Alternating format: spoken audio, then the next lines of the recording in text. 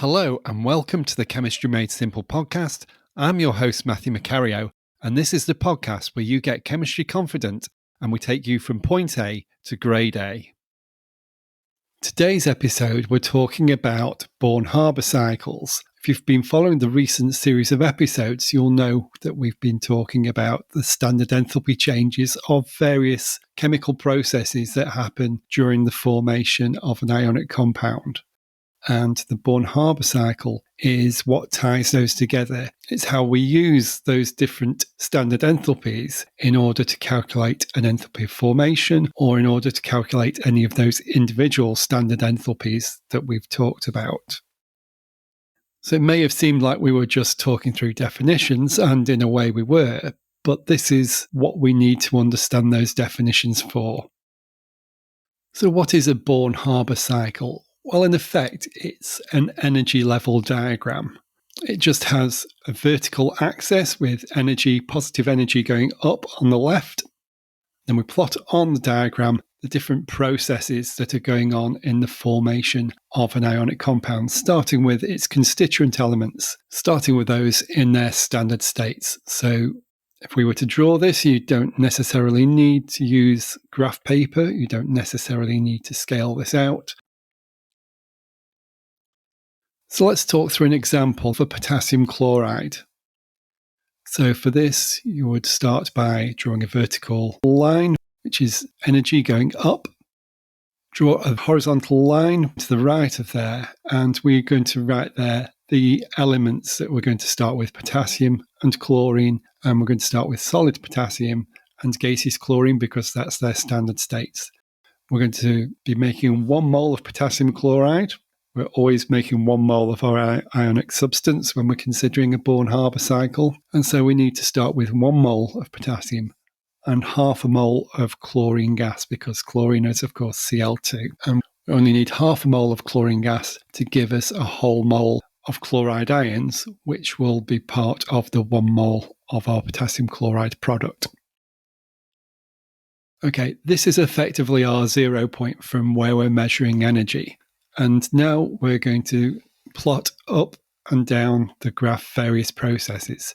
So draw a horizontal line further up the page, and the first process is going to be the atomization of potassium. And we would usually write a vertical arrow between our first and second horizontal lines here to indicate the process that's going on and label it as the standard enthalpy change of atomization of potassium. We'd write there the value of that energy change, how many kilojoules per mole of energy is required for, and atomizing an element is going to be a positive energy change. It's an endothermic process. On that second line, we're going to write what the state of our elements are after this process has happened. So we've no longer got potassium solid, we're going to have potassium gas because our potassium is in the gaseous form now. But the chlorine hasn't changed, so it's just potassium gas plus half a mole of chlorine gas. Okay, and that's the first step, that's the first process. Another step we need to do is to atomize the chlorine into individual chlorine atoms. So again, we'd draw another horizontal line a little further up the diagram. We'd mark an arrow from the previous line to this one and mark it up as delta H at for atomization of Cl2. Standard enthalpy change for chlorine is for making 1 mole of chlorine gaseous atoms. And that's exactly what we're doing here. We're going to make a whole mole of chlorine atoms from half a mole of chlorine gas. Therefore, the value that we're going to apply here is the standard enthalpy change for a whole mole. So however many kilojoules per mole that is. It's 122 actually, but use the value given to you in your exam, in your homework, in your assignment. On this latest horizontal line, we're now going to write, we've got atomized potassium and atomized chlorine. So it's K gas plus Cl gas, not Cl2 because it's atomized. Okay, so now both elements are in the atomized form. We need to turn these into ions, and let's consider the potassium first. So we need to turn potassium from atoms into 1+ ions. And this energy change is going to be the first ionization energy, the removal of one electron from one potassium atom, but for a whole mole of those atoms. So again, this is going to be an endothermic process. So again, write another horizontal line higher up the diagram. Write an arrow to this from the previous line. Mark that arrow as being the ionization energy of potassium. And the value is going to be the number of kilojoules per mole for that first ionization energy of potassium. On the latest horizontal line, we're going to write the products that we now have. So we have a K plus potassium ion in the gaseous form, we have an electron, and we have chlorine atom in the gaseous form. We have a mole of each of those actually. Okay, so we now have our potassium ion, but our chlorine is still existing as atoms. We need to turn our chlorine into chloride ions, into Cl1-. And that is actually an exothermic process. So we can write usually a bit further to the right. We would draw a horizontal line further down the diagram. And now we want an arrow from the previous line to this one and mark that as the first electron affinity of chlorine, because that's the process that's happening. One electron is being added to chlorine atoms to make Cl1- ions. Again, we're producing 1 mole of the chloride ions, and therefore we're going to use the number of kilojoules per mole of an electron affinity that applies to 1 mole. Okay, and our products now are K plus ion in the gaseous form and a Cl- ion in the gaseous form, and that's representing a mole of each, of course. Now we have our ions. The only further thing in order to make our ionic compound is for those to bond together to form a lattice. So the next change is the lattice enthalpy of formation. This is an exothermic process, usually quite a large value. And in fact, the next horizontal line to draw on the page is going to be the lowest line on the diagram. So if you mark that and then draw an arrow down from the previous line and mark that as the lattice enthalpy of formation for potassium chloride. And if you're given the value for 1 mole, mark that on as well. On that lowest horizontal line that you've marked, we now have our solid product, potassium chloride, and that is our final product.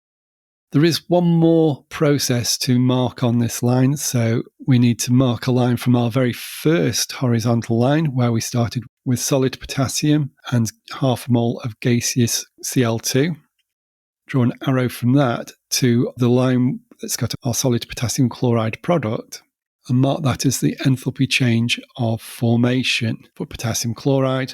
And if you're given the value for the enthalpy change of formation for 1 mole of potassium chloride, mark that on your diagram as well. Okay, so we now have a diagram that's got all the different processes marked, including the enthalpy change of formation. We've got the values for each of those, and that is an interesting diagram to compare the different values and see the different theoretical processes that go into the formation of a solid ionic compound from its elements. So how is that useful? Well, for you, you'll very often be given all but one of the values, all but one of the standard enthalpy changes there. So you'll need to do some mathematics in order to calculate the missing value. Very often, you're asked to calculate the lattice enthalpy of formation value, but it's not always that. It could be any one of those values that you're asked to calculate. As long as you're given all the other values, you should be able to calculate the missing value that you're asked to calculate. So when you're doing your diagram, when you're setting it up, be very careful that you're getting your pluses and minuses correct, because that is one of the big causes of error in doing those calculations.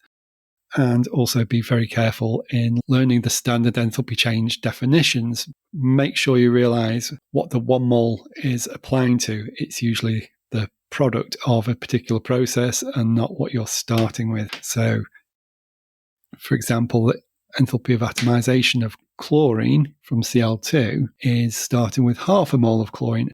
the mole refers to a mole of the chlorine atoms that you finish with. So that's a very common error where some students will get confused or just make the mistake that they're starting with a mole of chlorine gas because maybe that makes more sense at the time. So be really careful with the definitions. Something else that's probably quite important here is where your cation or your anion or both are not one positive and one negative, but have a higher charge. So let's imagine that we were making an ionic compound that had calcium. So calcium is, of course, forming a 2+ ion. When you create your Born-Haber cycle, you need to have an extra process, not just the first ionization energy of calcium. So we would have that step going from calcium to calcium 1+, but there's also an extra step afterwards going from calcium 1+ to calcium 2+. If it's the anion, the negative ion that has got a multiple charge, then you have a second electron affinity to consider. So you would have, in the case of oxygen, for example, if we're making an oxide ion, O2-, the first electron affinity makes the oxygen atom into an oxygen 1- ion, and the second electron affinity makes the oxygen 1- ion into an oxygen 2- ion. And something to note here, the second electron affinity for an anion is always going to be endothermic, even though the first electron affinity was exothermic. And that's because trying to add an electron onto something that's already negatively charged is going to require an input of energy. So how about if you were asked to calculate a standard enthalpy change that related to a compound that doesn't really exist, a theoretical compound? So, for example, magnesium chloride, but MgCl, so magnesium in the oxidation state 1. Of course, that doesn't exist in reality, but in theory, you could do the calculation. You would only, in the process, include the first ionization energy of the magnesium atom. And of course, also consider that you only need 1 mole of chloride ions for that theoretical MgCl compound as well. So don't be put off. Don't think it's something bizarre if you're asked to calculate a standard enthalpy change for a compound that is theoretical that you believe can't really exist, because actually you can do that calculation. You may well be asked to do that calculation. And the answer isn't, oh, you must have made a mistake and meant MgCl2. So I hope that's been useful to you. And this is a much longer episode than the previous ones, of course, because we're tying it all together. If you have any questions on this, if you'd be interested in seeing a video going through the process, please do let me know. It'd be great to hear from you. The best way to ask me questions or let me know about that is to come over to the podcast Patreon community at patreon.com/chemistry made simple. If you're getting value from this and other episodes as well, you can support the podcast for free just by giving a rating or a review in your podcast player. Share it with your friends. An inexpensive way as well is to come buy a coffee or join our Patreon community, and there's links for each of those in the notes below. Thank you for listening to this episode. I hope you found it useful, and if you have had value from it, do consider visiting our Patreon community at patreon.com/chemistry made simple, where you'll be able to ask deeper questions about this topic and get more support for your studies too. So I look forward to speaking to you again in the next episode, and until then, do look after yourself and goodbye.